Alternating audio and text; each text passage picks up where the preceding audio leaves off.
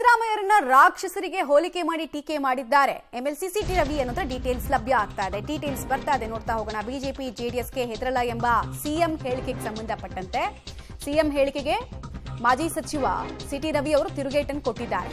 ಸಿಎಂಗೆ ಕಾನೂನಿನ ಬಗ್ಗೆ ಯಾವುದೇ ಭಯ ಇಲ್ಲ, ಕಾನೂನು, ಸಂವಿಧಾನ, ಕೋರ್ಟ್ಗೆ ಹೆದರಲ್ಲ ಅನ್ನೋರು ರಾಕ್ಷಸರು ಅಂತ ವ್ಯಾಖ್ಯಾನಿಸ್ತಾ ಇದ್ದಾರೆ. ರಾಕ್ಷಸರು ನಾವು ಯಾರಿಗೂ ಹೆದರಲ್ಲ ಅಂತ ಈ ಹಿಂದೆ ಅಂತ ಇದ್ರಂತೆ ಪುರಾಣಗಳಲ್ಲಿ ಅನ್ನೋದನ್ನೆಲ್ಲ ಅವರು ಉಲ್ಲೇಖ ಮಾಡಿದ್ದಾರೆ. ಸಿದ್ದರಾಮಯ್ಯ ಜನರಿಗಿಂತ ಏನ್ ದೊಡ್ಡವರಾ ಅಂತ ಕೂಡ ಪ್ರಶ್ನೆ ಕೇಳಿದ್ದಾರೆ ಸಿಟಿ ರವಿ.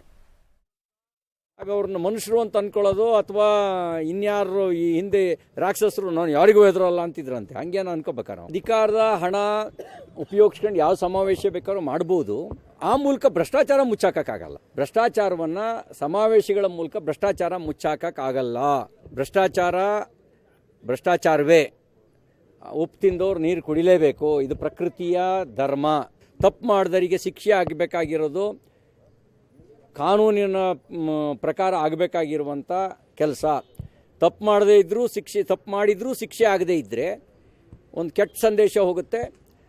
ಭ್ರಷ್ಟಾಚಾರ ಮುಚ್ಚಾಕೊಳ್ಳೋಕ್ಕೆ ಸಮಾವೇಶ ಮಾಡೋದ್ರಿಂದ ಭ್ರಷ್ಟಾಚಾರ ಏನು ಮುಚ್ಚಾಕೊಳ್ಳೋಕ್ಕಾಗಲ್ಲ. ನಾವವ್ರು